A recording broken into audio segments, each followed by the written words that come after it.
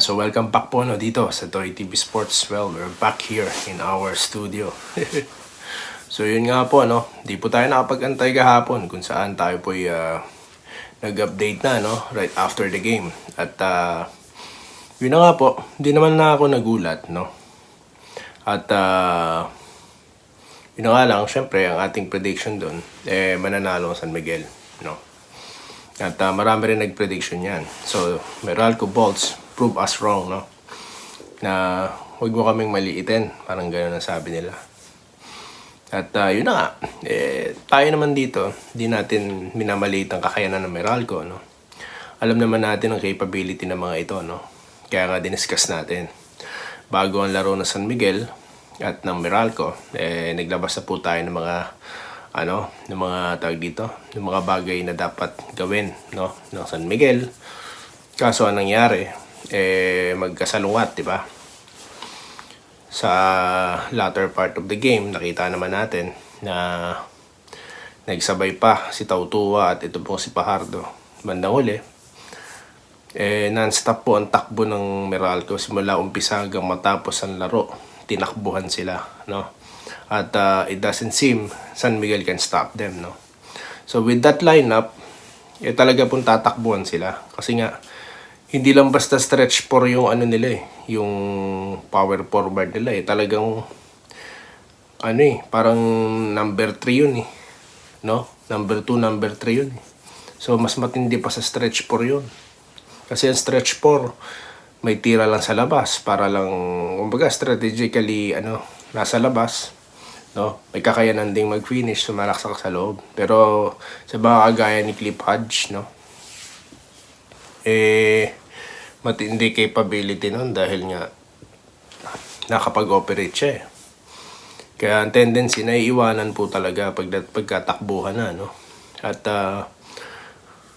yun na nga, hindi po talaga consistent, napaka-consistent po ng laro ng San Miguel ng Meralco pagdating sa sa transition offense. At dyan po talaga nahihirapan ng San Miguel. At yan din po naging istorya sa Ginebra. So, hindi po nagbago ng plano ang Meralco. So ngayon, anong diskarte ang gagawin ng SMB? They have to match the speed, Or, ang ginawa naman ni Coach Gallant din kasi, ang ginawa niya doon, hindi siya sumabay Hindi siya sumabay. Bagkos ang ginawa niya, yun nga. Parang kasi ganun po minsan ang strategy ng mga coach na ang gagawin po nila, hindi sila sasabay kung hindi naman talaga nila laro. They will stick on their game plan, di ba? Kasi yun ang pinractice nila, yun ang focus nila habang nasa practice sila. Yun ang kanilang style, yun ang kanilang identity. Yan din po ang gagawin ng kabilang coaches kung paano sila tatalunin. 'Di ba? Kung yun nga, halimbawa sa mga fast breaks, yung malaki may hirapan talaga silang humabol nun. Junmar Pajardo, si Tautua. Nagsabay yung dalawa So, every opportunity po na ginagawa na meron ng Meralco, talaga tinatakbuhan talaga sila. Napaka-consistent po. So, mahirap pong i-break yun. Lalo na kung ang rookie mo napaka-kumpiyansado, si Bates, di ba? Ilang beses ang shot block. So, dapat ang gawin na San Miguel dito, mag-create sila ng other plays para mailabas itong si Bates from the outside. From the inside, di ba? Para yung ginagawa po ng Meralco, di ba? Nakakasalaksak sila kasi nga they creating ways to move yung sentro sa loob, from loob palabas. Kaya talagang may mga chances, marami silang chances. So sa San Miguel ganun dapat din. Gaya ng first quarter, nakita nyo nakailang supalpal ang inabot, ilang pamasahe, piso ang inabot dito kay Bates, na talagang parang hindi rookie Kaya alam nyo, yung Meralco nakakahanga talaga sila. Sinasabi ko naman sa inyo, di ba, pinapangalanan ko katulad nito ni Quinto. Pang gilas Yung talagang no hesitation, titira talaga. Kasi nga, that's part of the game. part of the plan, di ba? So walang ano dito. Wala silang kung sino ang focal point of offense. So international type of game nga ginagawa ng mga to. 'Di ba? So how can you depend multiple players that has permission or authorization to attack the rim, no? To shot the ball. Ilang beses ginawa ni Quinto eh. Talagang lisensyado sila talagang kumana, 'di ba? So that's part of the game at hirap po San Miguel sa ganyan. Diyan po may hirapan na San Miguel.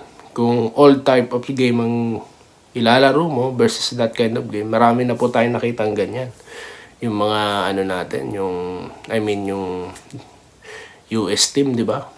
Nadali ng ganyan internationally. Kasi nga, mahirap talagang yan, pigilan yan. Lalo na kung talagang may tira sa labas, no? Reliable sila dahil nga kumpiyansado mga bata eh. 'Di ba? Kaya dapat dito change plan ng San Miguel. They have tools naman, no, to match them up. Yun na nga lang, yun po ang ating sinasabi na kung sa mahabang panahon ang type ng laro mo is ganyan, no? Yung classic type of game na may low post, no, na mayroon kang power forward talaga, no, hindi naman ganun ka-stretch. Dahil di naman lahat po ng tumitira sa labas, pang pa-stretch mo na, hindi. Dapat, rin yan, flexible din yan, na makapagdepensa. So, sa kaso, yun pa rin siya, nag-stay pa rin sila sa kanilang, di ba? First five, Rondial, si Fajardo, no? Although maganda po ang salpukan sa first quarter, dahil ito po si CJ Perez, talagang nagpakita ng hustle, no?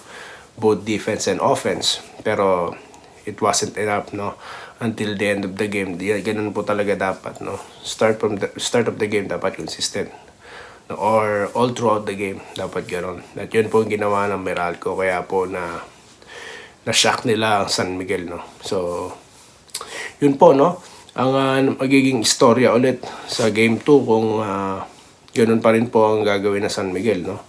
Although maganda po ang rotation, yung rin, no, yung laro ng mga players nila. Nung na-fall trouble itong si CJ Perez, ito naman po si Marshall Lassiter, no, si Super Mario, talagang nagpakita rin, di ba? Shooting sa labas, sa laksak, sa loob. Pero sa intensity po ng Meralco, talaga po nahirapan sila. Tampakan sila hanggang 9, di ba? Kaya dapat ditong pag-isipang maigi yung magiging yung reaction ng San Miguel, no, when it comes to defense, kasi nga talaga napaka-consistent at napaka-fluid po ng play ng Meralco at it seems unstoppable, di ba? At yun ito palang team na ito ang siyang nakatalo din sa kanila. So parang kontrapelo pala to na San Miguel. Mahirap po yun. Alam niyo po yung kontrapelo. Mahirap po yun na yung kamatch mo yung kalaban mo. Yun na nakakatalo sa'yo. Mahirap. So yun na po pala. Mayroon na palang history yan, no? So dapat from there, nakita na nila, no? Or ginawa naman nila. Yun na nga lang, pag nasa laro ka na, mahirap po talaga ang adjustments, no? Lalo na kung nasa huling quarter na. So doon talaga pinukpok ng gusto ng Meralco, no?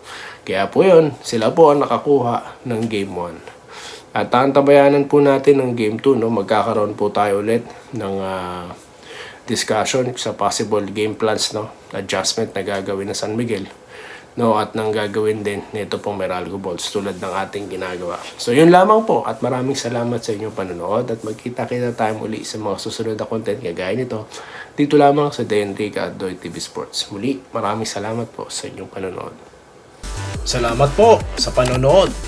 Subscribe na para sa mga susunod na basketball at boxing videos.